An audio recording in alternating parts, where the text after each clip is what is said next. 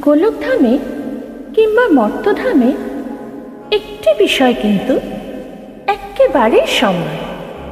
প্রাণের মানুষের সাথে খুনছুটি বা ভালোবাসা ওখানেও আছে, এখানে, সেটা স্বকীয়া হোক বা পরকীয়া। তা একদিন ছুটির দিনে রাধা আমার সকাল থেকে সাংসারিক কাজে ব্যস্ত।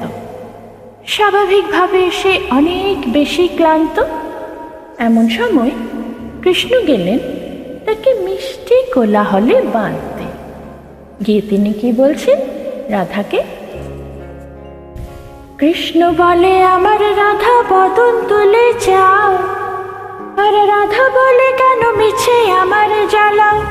মরি নিজের জ্বালায়, নিজের জ্বালায়। কৃষ্ণ বলে, রাধা দুটো প্রাণের কথা কই। আর রাধা বলে, এখন তাতে মোটেও রাজি নই। সর ধোয়ায় মরি, ধোয়ায় মরি।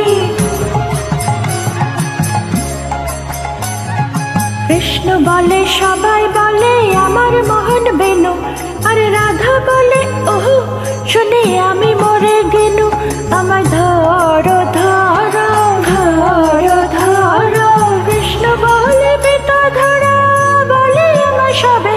আর রাধা বলে, বটে হলো মুখ লাগতি তবে। থাকার খাওয়া দাওয়া, খাওয়া দাওয়া।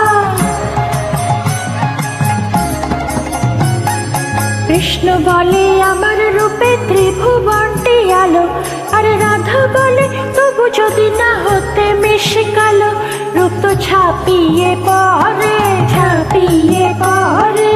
কৃষ্ণ বলে, আমার রূপে মুগ্ধ ব্রজবালা।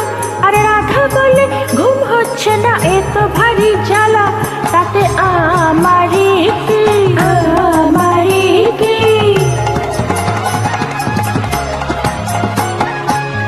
ঝগড়া বিবাদের পারদ এখন তুঙ্গে, কিন্তু কৃষ্ণ তো স্বভাব চতুর। তাই চাতুরি করে মিষ্টি কথায় রাধারানীর রাগ গোলানোর চেষ্টা করছেন। তখন তিনি কি বলছেন?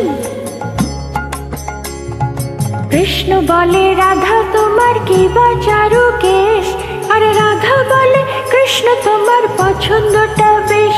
সেটা বলতেই হবে, বলতেই হবে। কৃষ্ণ বলে, রাধা তোমার দেহ স্বর্ণলতা। আর রাধা বলে, কৃষ্ণ তোমার খাসা মিষ্টি কথা। যেন সুধা ঝরে, সুধা ঝরে।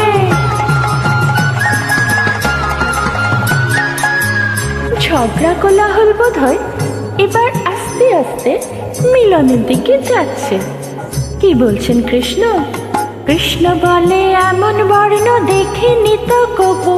আর রাধা বলে, হ্যাঁ আজ সাবান মাখিনি তবু। নইলে আরো সাদা, আরো সাদা। কৃষ্ণ বলে, তোমার